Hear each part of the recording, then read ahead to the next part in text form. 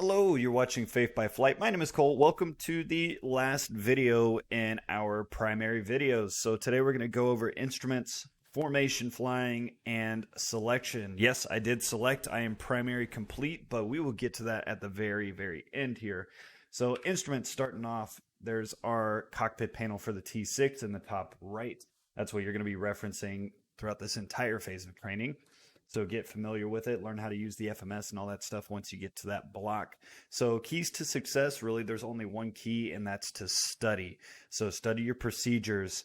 Everything you learned in context up to this point, you should be keeping in your head, especially in regards to just standard stick and rudder flying. There's going to be different power settings and flap settings for instruments versus contact. So you're going to want to get into those, figure out the appropriate power settings for the approach that you're doing, air speeds for your different types of descents, climbs, so on and so forth.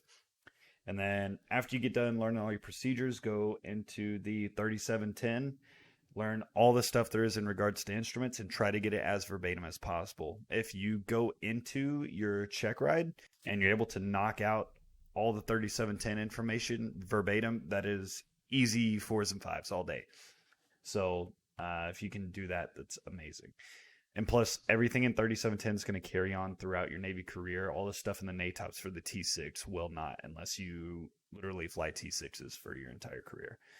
EPs and limits still applicable at this phase of training, though not reinforced as much. You still need to know them for each of the daily briefing items. Whenever you get an EP of the day, question of the day type of stuff, your EPs and limits will show up, so it's a good thing to know them as well as the notes, warnings, and cautions that are associated. And then radio calls. Whenever I spoke with instructors about the biggest peeve that they have in regards to instrument training, the biggest thing is radio calls. They say people don't know what to say whenever they get on the radio, or they'll pause with the mic keyed, or they'll go, like a captain in an airline for 2 to 3 seconds while also keying their mic and blocking traffic. So make sure you practice your radio calls. So go on to liveatc.net. You can listen to any airfield you want to. I don't know if Corpus is on there as far as the Naval Air Station, but Corpus Christi International is on there if you want to listen to them for the T6 calls, as well as departure and arrival. And then if you want to get really hectic, you can pick up Memphis, Tennessee at 3 in the morning whenever all the FedEx traffic's leaving, or you can go to Atlanta, Houston, Dallas. You can go to Newark, any of the New York airfields. Just pick a busy airfield that gives a lot of clearances out, listen to approach and departure, and figure out how they're reading their calls back. Anytime you hear a clearance given by ATC, read it back as if you were that aircraft. It will help you out a lot. Get a FAR aim if you don't have one already. It just has your general Part 91 IFR requirements for civilian aircraft. A lot of that stuff is very similar to the 3710. Plus, you're going to need to know it whenever you get into the advanced side of things. So just get one, read through it a little bit. You don't have to read the entire thing, of course. Part 91 instruments is really all you need out of there. And then chair fly, prof sit. Chair fly doesn't work as well with this because it's not just pretending to move controls in the aircraft. You actually got to see things that are going on with the HSI and CDI and the VOR and all the different buttons, so on and so forth. So I would advise going into the sims, doing a prof sit with one of your buddies. I'd set it up to where you do a prof sit one day, they do a prof sit the next, and you basically take the entire hour for one flight. That way you get more training out of it. I would do this specifically for the sim events that you have coming up, because you can fly your exact sim event because you have the scenario for it. So there's no reason you shouldn't go and prof sit your event before you actually fly it. Wink, wink, nudge, nudge. So forms. This is the most fun I've ever had flying an airplane. I've never been super close to an airplane before. I'll get to that here in a bit, but loads of fun. The instructors are pretty tight on you with this type of stuff, mainly because you are flying, 20, 30, 40, 50 feet from another aircraft, so they want to make sure you're safe. So keys to success with this: study the brief early. As soon as you get done with instruments, you need to start studying this. I'd probably study it the day of your check ride, but after you finish your check ride. Just go ahead and get it learned.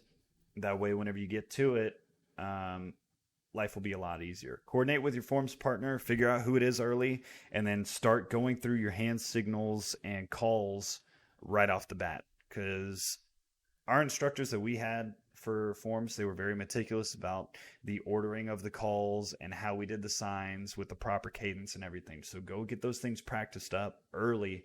That way, whenever you get to the flight, you're not absolutely crushed. Also, with the brief is split in half. You will brief one half, your wing will brief the other half.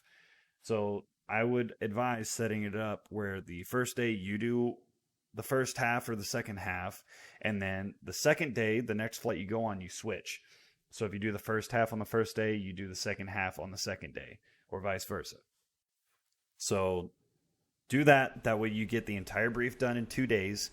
So learn the entire brief, do half the brief one day, do the other half the second. That way you're just done. And then hopefully if your instructors are cool with it, you can just stick with the same half of the brief throughout the rest of forms, which is what my partner and I were able to do. Results may vary. Study the FTI.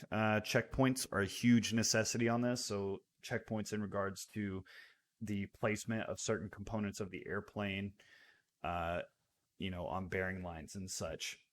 So make sure you get those down verbatim, be able to recite them in flight and on the ground because you will be asked about them.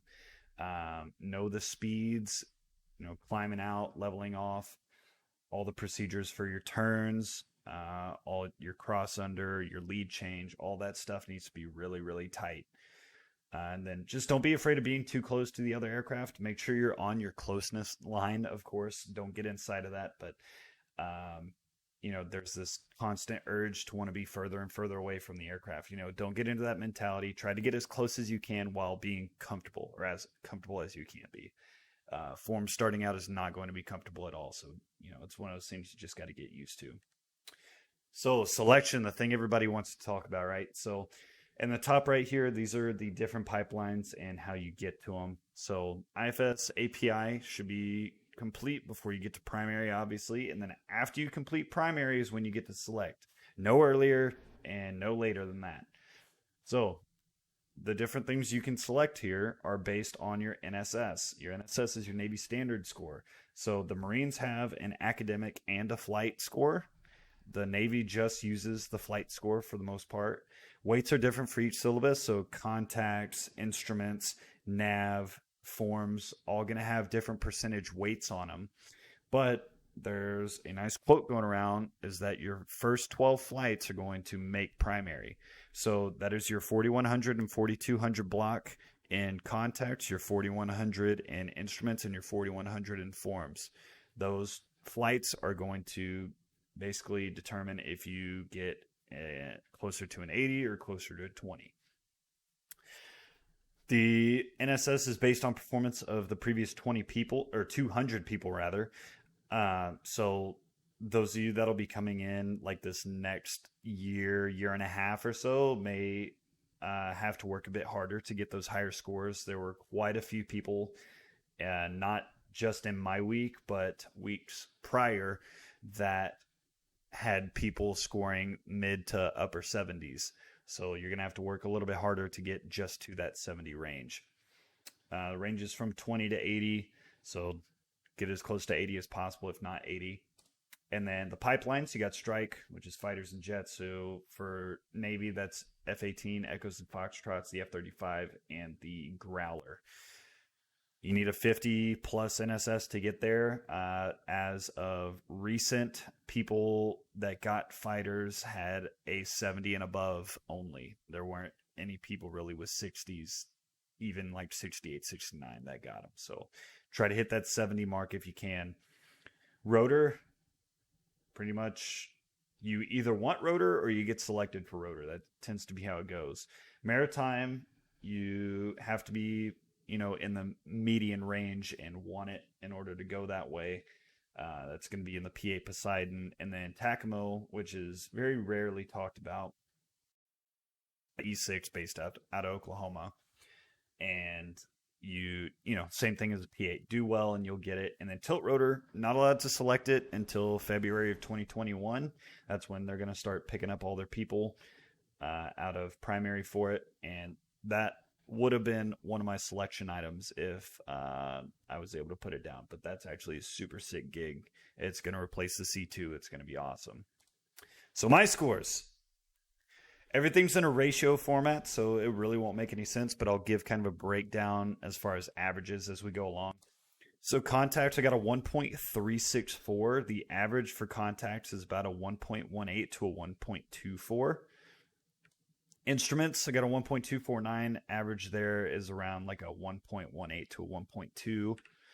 Nav, I got a 1.14. That's pretty average. And then forms, I got a 1.17, which is pretty average as well. So all that being said, I selected Strike as my number 1, Maritime as my number 2, and then Takamo as my third choice. So after all was said and done, my NSS came out to be a 75.5, which made my selection be Strike.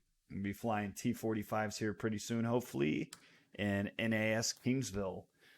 So those of you that are looking forward to going the Strike line, I would highly advise crushing your contacts, getting that NSS spike, and try to get above a 70 if you can. Because these past couple weeks, I got a 75.5. One of my buddies got a 77 point something. And then a few guys before were in like the 76, 72, 78 range. So scores are pretty high to get into this side of things right now. So get those scores up and you'll be able to get there. Study hard, fly hard. You know, the old saying, fly good, don't suck, really applies here. So get all your procedures, EPs and stuff down. Try to impress your on-wing right off the bat. That way they can kind of fluff your grades for you if possible.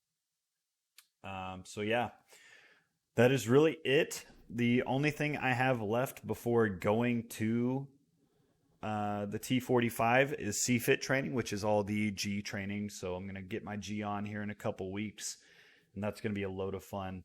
So that is really all I have for today. If you have any questions or comments, please leave them down in the comments below.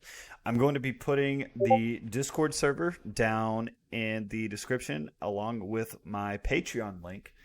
What I'd like to do with the Patreon is not only just set up funds to make better videos and such, but I would also like to, have like private mentorship for those of you that are going through the early stages of the pipeline, and then beyond that, creating merchandise like t-shirts, patches, coins, all that kind of stuff. Try to create a small community here where we can all kind of help each other. And within the Discord, have like private sessions where I can talk you through a couple things in regards to primary, advanced, give some advice in regards to the Navy in general. So that's all I got for today. Comment, like, subscribe as always, and I will see you in the next one.